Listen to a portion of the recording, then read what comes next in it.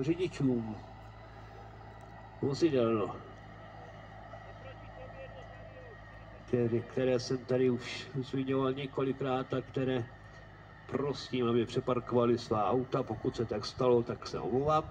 Ale jsou to řidiči polské vozidlo SCI 1255F a české vozidlo 5 z 6 4661, aby přeparkovali svá vozidla.